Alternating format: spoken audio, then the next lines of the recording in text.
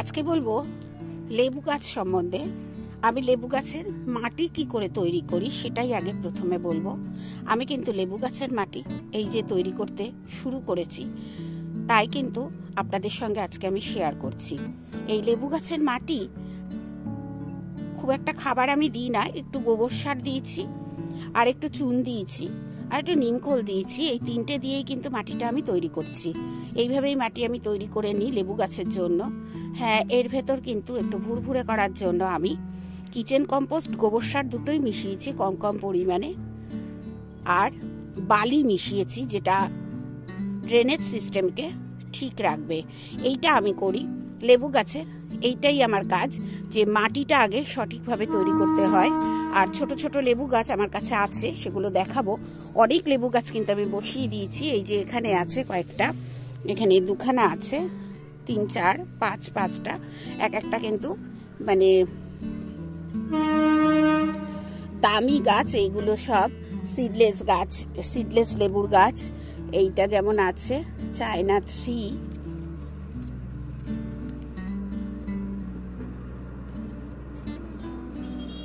এটা লেবু গাছটা। আর এটা আছে কিন্নু আছে। এইটা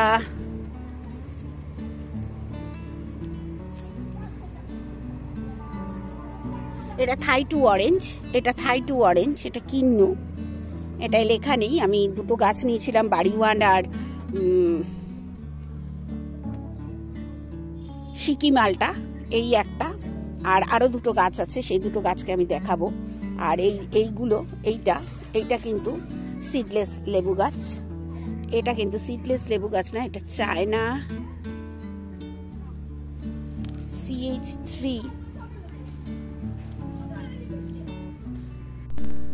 এই যে দেখুন,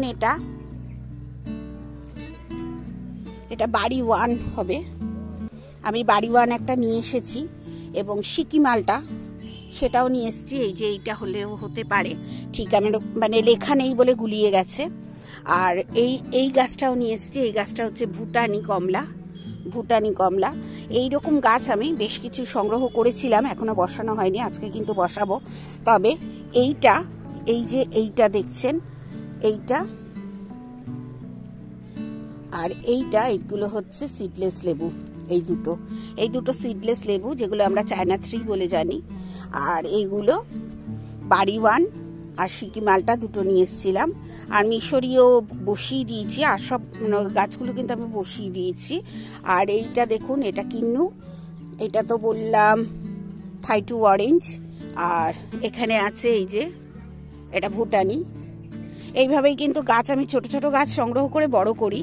আজকে এই যে মাটিটা তৈরি করছি, এই মাটিটা দিয়েই বসাবো, এবং দেখাবো কিভাবে বসাই। হালকা হাতে বসাবো, এবং ছোট ছোট গ্রো ব্যাগ নেব, গ্রো ব্যাগে বসাবো আমি গাছগুলো ভাবছি। আর এইভাবেই কিন্তু করি। আমার যথেষ্ট টব কিন্তু মজুত আছে, দেখুন এখানে ওখানে অনেক টব আছে। এই টবগুলো রেখে দিয়েছি ফুল গাছ করার জন্য।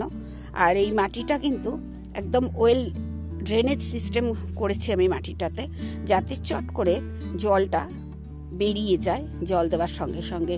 লেবু গাছ কিন্তু জল যেমন পছন্দ করে, তেমনি জল কিন্তু গোড়ায় জমা একদম পছন্দ করে না। আর এইটাই হচ্ছে আজকের কাজ, লেবু গাছ বসানো। যতগুলো লেবু গাছ আমার কাছে আছে সব কটা বসাবো। এছাড়াও আমার গিফটের গাছ আছে 2খানা, সেই 2খানা গাছও বসাবো। সেই সব গাছ মিলিয়ে আজকে আমার কাজ হবে। আর লেবু গাছে, যেসব লেবু গাছ আমার পুরনো লেবু গাছ, যেমন অনেকগুলো আছে আমার হচ্ছে ক্যালকাটা পাতি। এই ক্যালকাটা পাতি নিয়ে একটু কথা বলি। ক্যালকাটা পাতি আমার এই তেতলাতেও আছে, সেটা দেখাই চলুন।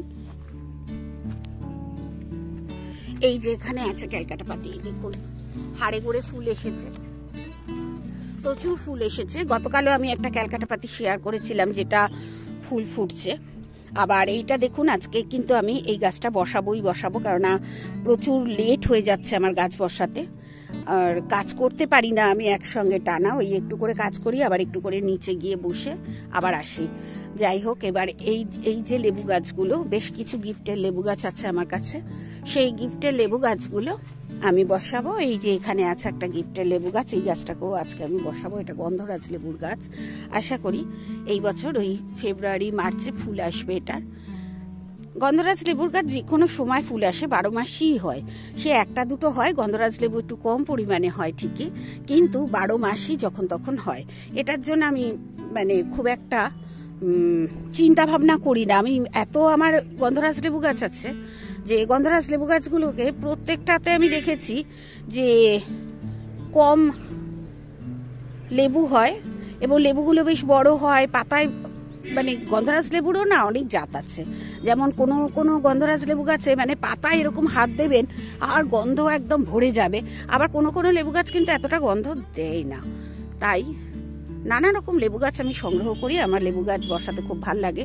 আর ফলের গাছ হিসেবে লেবু গাছ করি আমি। আম গাছ অত আমি বসাই না, কারণ আমার একটি 4 বছরের থাই ভ্যারাইটির আম আছে, প্রচুর মুকুল আসে, কোনোদিন আমি আম পাইনি, তাই আমার মানে ইন্টারেস্টটা আম গাছে নেই। যদিও আমার বড় বড় দুটো আম গাছ আছে। আমি অনেকবারই বলি, ওই যে দেখা যাচ্ছে দূরে এই যে এইটা আর এইদিকে মল্লিকার আম্রপালি, তাই আমার মানে ইন্টারেস্ট নেই ছাদে আম গাছটা করার। যে সারটা আমি লেবু গাছে দিয়েছি সেই সারটা কিন্তু আমি অনেকটা তৈরি করেছিলাম।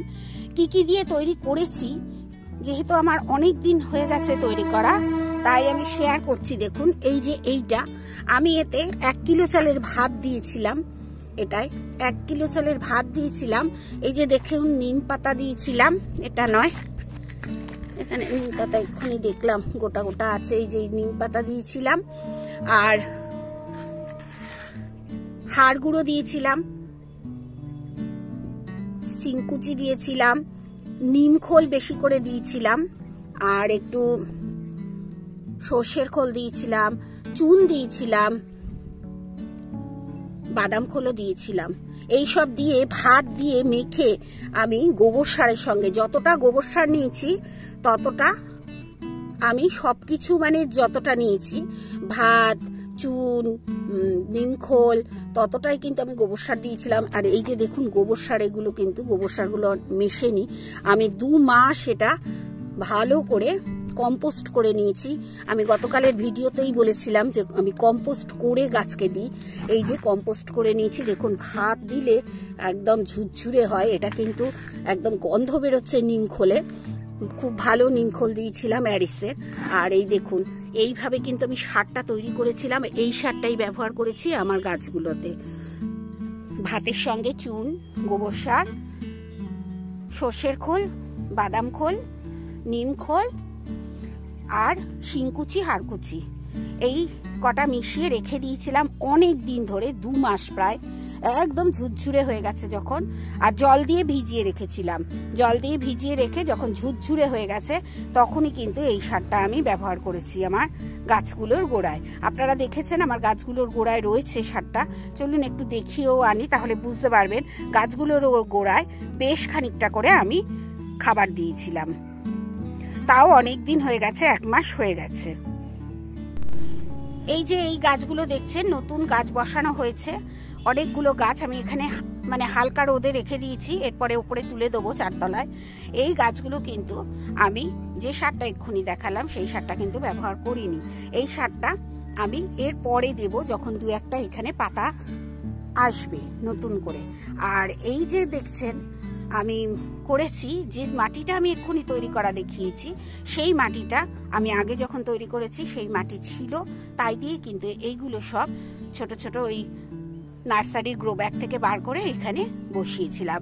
আর এখন আমি গ্রো ব্যাগেই গাছ করার ইচ্ছা প্রকাশ করছি, কারণ ভারীও হয় না। টব আমার কাছে যা রয়েছে, একটা টবের ওজনই প্রায় 3 কিলো 4 কিলো এরকম টবও আমার কাছে আছে, বড় টব, তাই ঠিক করেছি গ্রো ব্যাগেই গাছ করব এখন থেকে।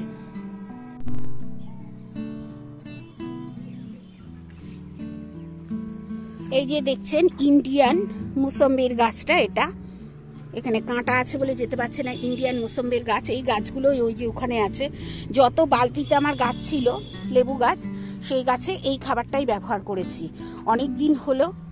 আর জল একটু কম দিচ্ছি, কিন্তু পুরো কম দিচ্ছি না, আমি কিন্তু প্রকৃতির ওপর বিশ্বাস করে গাছ করি, তাই জল একদম টেনে টেনে দেওয়া আমি পছন্দ করি না। আমি একটু গাছকে গাছের মতো বাড়তে দিই এবং গাছকে নিজের মতো আমাকে ফল দিতে দিই। তাতে কিন্তু আমি এবারে 22খানা মালটা পেয়েছিলাম, একটা কমলা লেবুও হয়েছিল, কিন্তু সে তো মানে আমাদের পবনপুত্র খেয়ে গেছে, সেটা আর আপনাদের সঙ্গে শেয়ার করা হয়নি। আর এই সারটাই আমি দিয়েছি। আর আপনারা আমার কাছে জানতে চাইছিলেন আমি কিভাবে মানে লেবু গাছকে দিয়েছি। এই সারটাই আমি ব্যবহার করি, তবে বছরে খুব একটা দিই না। বছরে আমি 3বার মাত্র সার দিই। একবার ভাত দিই, এই ভাত দিয়ে সারটা একবারই দিই। আর 2বার আমি কিন্তু শুধুমাত্র যে আমার মিক্সড সারটা থাকে সেই মিক্সড সারটা ব্যবহার করি। মিক্সড সারের আমি ভিডিও দেব কিছুদিনের ভেতর। আমি আবার মিক্সড সার তৈরি করব, আপনারা সেই মিক্সড সারটা তৈরি করতে পারেন। তবে মিক্সড সারটা 6 থেকে 1 বছর পরে আমি ব্যবহার করি। 6 মাস নয়, প্রায় 1 বছর বাদেই আমি আমার গাছে ব্যবহার করি। আমি বলছিলাম গন্ধরাজ লেবু কত রকম হয়। দেখুন, গন্ধরাজ লেবু কিন্তু খুব যে বেশি পরিমাণে হয় তা নয় কিন্তু। এই যে দেখুন, এটা কিন্তু পেকে গেছে, তুলতে ইচ্ছা করে না গাছ থেকে। আর এই যে দেখুন, সবসময় লেবু হতে থাকে।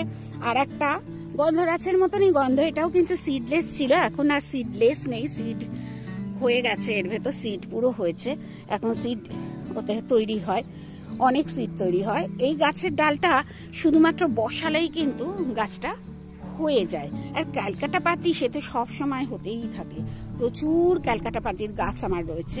আরেকটি গন্ধরাজ দেখাবো, এইখানে আছে। এই যে দেখুন, গন্ধরাজটার আবার শেপটা একটু কুমড়োর যেরকম ফালি হয় ওই রকম ফালি ফালি শেপ। এই গন্ধরাজ আমার কাছে অনেক রয়েছে। এইখানে একটা গন্ধরাজ আছে। এই গন্ধরাজটা আবার ফুল কম হয়, ওই বছরে 1টা কি 2টো লেবু হয়, কিন্তু এর পাতার গন্ধ ভীষণ সুন্দর। এইভাবেই আমার গাছ, সব গাছের কাছ থেকে আসলে একরকম আপনি ফল পাবেন না। ফল মানে লেবু পাবেন না। ধৈর্য তো ধরতেই হবে বাগান করতে গেলে। আর সেটাও মনে রাখতে হবে, সব গাছ সমানভাবে আমাদের লেবু দেবে না, কোনোটা বেশি দেবে, কোনোটা কম দেবে। এই চিন্তা ভাবনা নিয়ে যদি আপনি গাছ করতে পারেন, নিশ্চয়ই আপনি সফল হবেন একজন ছোট্ট ছাদ বাগানি হিসেবে।